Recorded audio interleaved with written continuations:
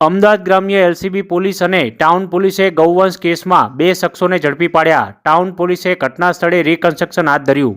5 ગુનાના ભેદ ઉકેલીને રીઢા ગુનેગારને કાર સાથે ઝડપી પાડ્યા। વિરમગામ મોરબી હાઈવે પર રહેમલપુર ગામ પાસે કાર સાથે અમદાવાદના 2 શખ્સોને પોલીસે ઝડપી પાડ્યા હતા।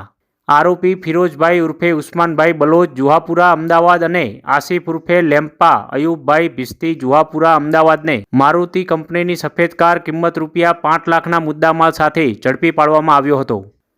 વિરમગામ ટાઉન પોલીસ સ્ટેશનમાં દાખલ થયેલા ગૌવંશના અનડિટેક ગુનાના કામે 2 આરોપીને ગુનામાં વપરાયેલા વાહન સાથે અમદાવાદ ગ્રામ્ય એલસીબી પોલીસ અને ટાઉન પોલીસે ઝડપી પાડ્યા હતા।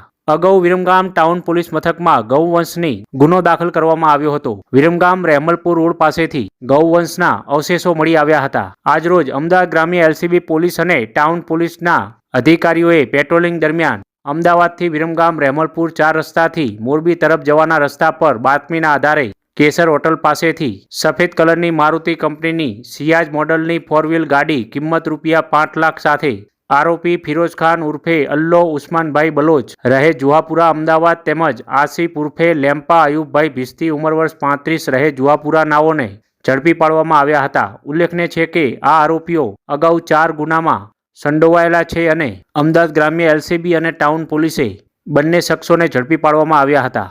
વધુમાં બંને આરોપી દ્વારા અગાઉના ગુનાઓ પર કબૂલાત હાથ ધરવામાં આવી હતી। વિરમગામ ટાઉન પોલીસે વિરમગામ રહેમલપુર જવાના રસ્તા તેમજ મુનસર દરવાજા પાસે રિકન્સ્ટ્રક્શન હાથ ધર્યું હતું।